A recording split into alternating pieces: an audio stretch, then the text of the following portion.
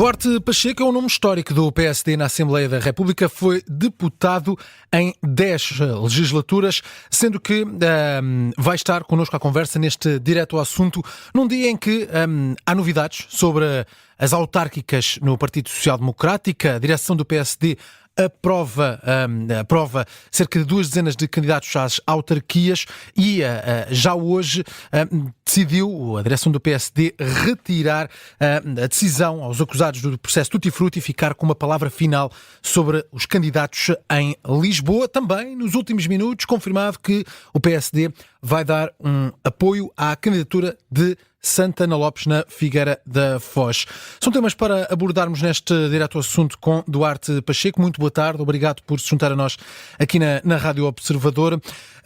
Gostaria de perceber a sua opinião sobre esta tomada de posição de Montenegro e da direção do PSD de retirar a decisão aos acusados do processo Tutti Frutti e de ficar a direção nacional com uma palavra final sobre quem vão ser os candidatos a Lisboa nas autárquicas. Muito boa tarde. Eu posso só dizer que concordo com a decisão. E vou ser totalmente transparente. Quando nós estamos a falar de eleições autárquicas, nós temos muitos pequenos poderes. As concelhias escolhem os candidatos, a distrital tem que os aprovar e, normalmente, a Comissão Política Nacional só tem que homologar as candidaturas.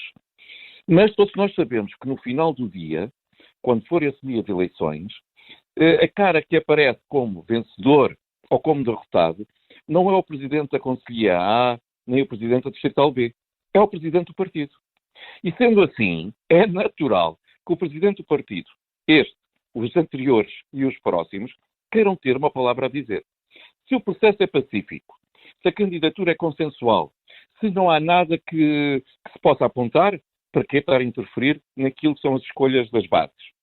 Mas, quando há casos gritantes, a Conselhia a Nacional tem, eu diria, o dever para proteger a imagem do partido de fazer a avocação destes casos. Posso também dizer que, como vê, eu estou a tentar ser coerente porque o Dr. Rui Rio fez a mesma coisa. Mas, na altura, o Presidente do Conselho de Jurisdição e o Conselho de Jurisdição Nacional, como queriam chatear o Presidente do Partido, porque eram de outra linha, vieram dizer que ele não tinha esse poder para fazer. Felizmente, hoje, nós não temos esse tipo de guerrilha. E, portanto, a Nacional fez muito bem, porque quem saía, se deixássemos as bases, pura e simplesmente escolher, e sabemos que os líderes locais, muitas vezes têm grande influência e controle sobre as bases do partido, estas individualidades seriam possivelmente escolhidas para candidatos e o partido seria afetado como um todo. Duarte Pacheco, Luís Montenegro e Hugo Soares, a direção do PSD estaria à espera que estas pessoas envolvidas no processo Tutti Frutti tomassem a decisão per si? Isso era o ideal. Eu acho que nestas coisas, aliás, eu sempre disse que sou crítico quando a pessoa é só arguído. Porque, como sabem, basta que seja uma carta anónima a dizer que um de vós foi visto a fazer algo menos correto num parque em Monsanto e automaticamente é aberto um inquérito. E ao ser aberto um inquérito, as pessoas são arguidas. E, portanto, se nós deixássemos que isso fosse o critério, significava que, usando até por adversários políticos, muitas vezes internos, nós íamos liquidando todas as pessoas. Não pode ser. Agora, quando há uma acusação já, bem sei que ainda não transitou julgado, que ainda não houve condenação, mas já estamos num passo diferente.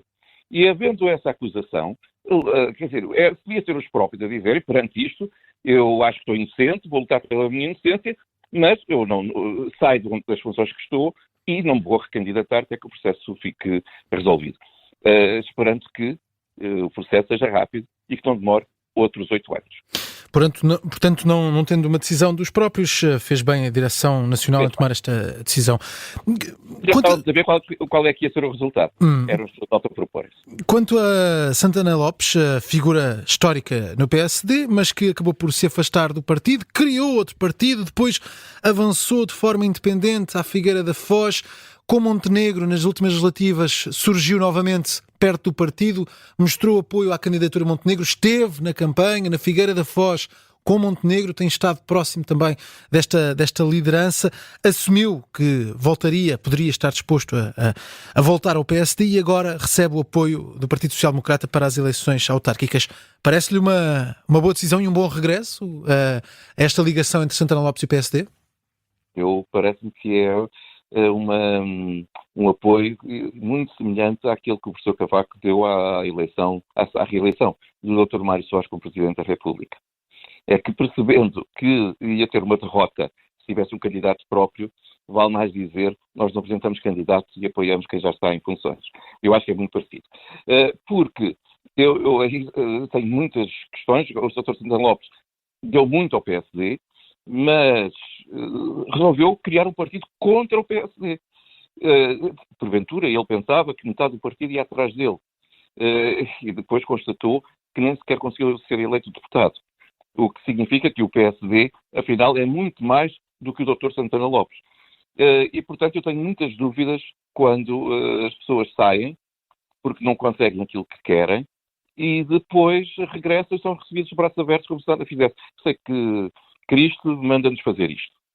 Manda-nos perdoar, mas eu, embora seja católico e praticante, às vezes tenho algumas dificuldades a obedecer a todos os mandamentos.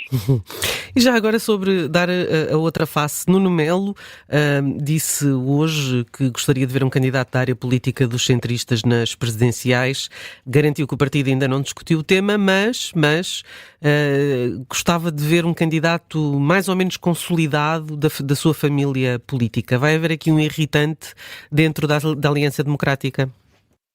Pelo contrário. Eu penso que pode haver aqui até alguma cooperação.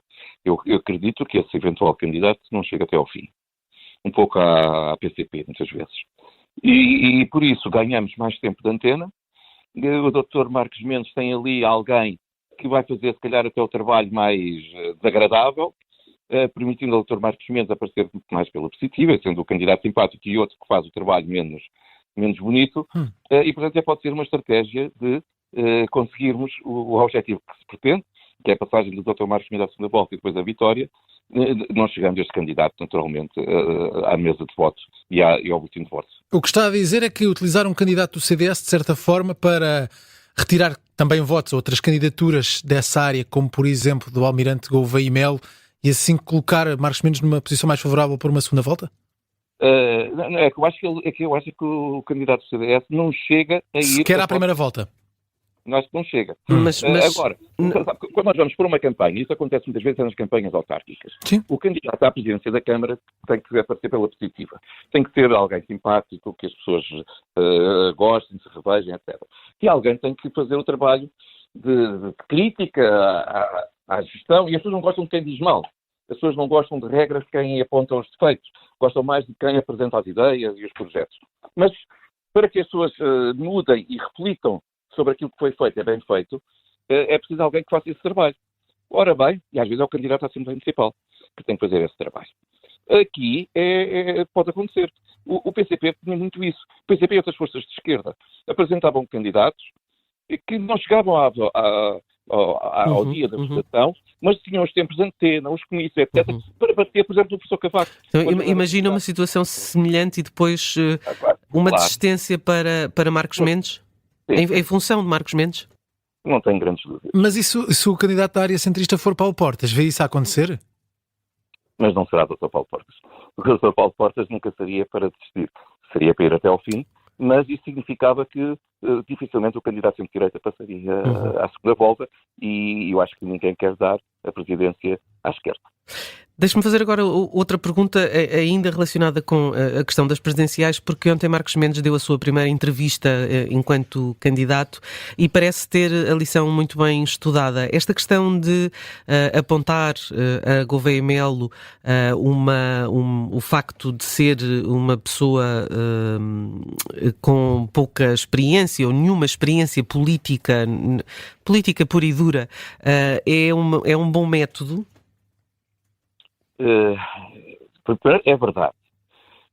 Se vai colher o apoio e essa estratégia e o apoio e a votação, temos que aguardar. Pelo seguinte, a popularidade do Sr. Almirante Gouveia e Melo ou a popularidade de outros candidatos que venham de fora da política pura e dura resulta de, hoje, quem está na política tem um cadastro, não tem um currículo. Eu estive na política e, portanto, estou a tentar ser realista. Eu sei o que é que as pessoas pensam. Sinto o que é que as pessoas pensam.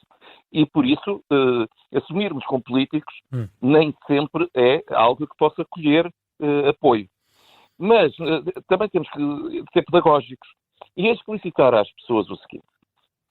Um bom cirurgião, a quem nós podemos confiar as nossas vidas para que ele faça aquilo que precisa e que acha que deve ser feito, não significa que possa ser um bom Presidente da República. Porque pode não ter a experiência política, a experiência daquilo que são os poderes presidenciais, a capacidade de decisão que é necessário ter, a capacidade de diálogo que é necessário ter. Ora bem, aqui acontece o mesmo com quem vem de outras áreas, que nunca esteve na política ativa. E, neste momento em que o mundo está completamente louco, em que nós temos uma polarização política tão grande, mesmo interna, em que temos um Parlamento completamente fragmentado, precisamos de alguém que vá com grande experiência política, grande capacidade de diálogo, grande capacidade de ouvir, falar e decidir. E por isso eu acho que ser político, neste caso, não será cadastro, mas pode ser currículo. Sendo que estamos num dia em que é divulgado o índice da percepção da corrupção, Portugal nunca esteve tão mal num índice que tem 30 anos, está Portugal ao nível do Botsuana e do Ruanda. Isto não pode ter impacto também naquilo que vão ser as eleições autárquicas e presidenciais, principalmente para as candidaturas partidárias, que têm sido os partidos a governar os destinos do país e, sendo PS e PSD, os partidos que são mais vezes chamados a liderar não só os governos, claro, mas também grande parte das autarquias. É horrível. É horrível que esses índices de percepção são horríveis para todos nós, enquanto país e para quem está na atividade política. É horrível, não há outra expressão. Agora, porquê que as pessoas sentem isso? Hoje nós temos um escrutínio muito grande. Hoje, há 20 ou há 30 anos, não quer dizer que não houvesse casos, se calhar, até mais graves. Mas tínhamos um único canal de televisão, não existiam redes sociais, a informação era muito mais controlada. Hoje, não, há N canais de televisão, N canais de rádio, há as redes sociais, e, portanto, a informação dilui-se muito mais facilmente, às vezes com inverdades, mas dilui-se. E essa divulgação tão rápida dos casos faz com que as pessoas comecem a refletir que isto parece que é todos os dias.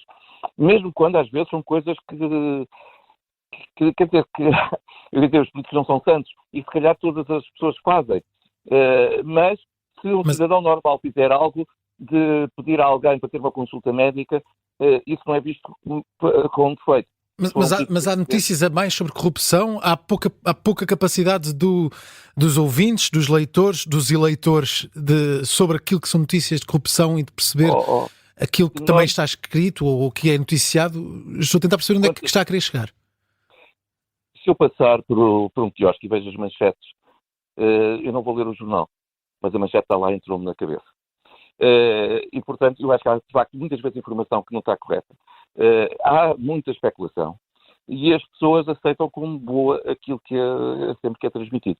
Claro que os políticos meteram-se a jeito. Os empresários meteram-se a jeito. Não tenho dúvidas nenhumas. Agora, o que estou a dizer é que, porventura, não haverá mais casos do que havia há 20 anos. Mas hoje, como há um escrutínio muito maior, faz com que as notícias sejam mais e a percepção se agrave drasticamente. O que faz lembrar, quando nós falamos de crimes de violência doméstica, e que se diz que disparou porque as pessoas começaram a fazer queixa. Se calhar há 10 anos as pessoas não apresentavam queixa. Não quer dizer que houvesse menos. Essa justificação que está a apontar não serve também para justificar aquilo que tem sido utilizado como a percepção de segurança e como um problema recente de Portugal? Eu não tenho grande dúvida. Aliás, os dados que vieram recentemente a público, 23, evidenciam que o número de crimes não se agravou, pelo contrário, houve uma diminuição. Mas a percepção existe de facto. A percepção existe de facto porque fala-se imenso, quer dizer, há canais de televisão em que abre-se e o marido matou a mulher, o filho esfaqueou a avó, quer dizer, aquilo é de minuto a minuto, e são aqueles que têm maiores audiências. E parece, de facto, que o país está todo nesse estado. Felizmente não está. Muito bem, Duarte Pacheco, muito obrigado por ter estado connosco neste Direto ao Assunto aqui na Rádio Observador. Muito obrigado.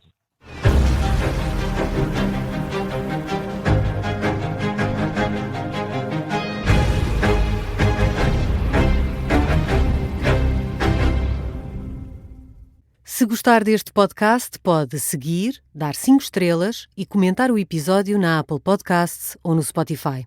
Pode também subscrever e gostar no YouTube. Assim recebe uma notificação sempre que houver um novo episódio.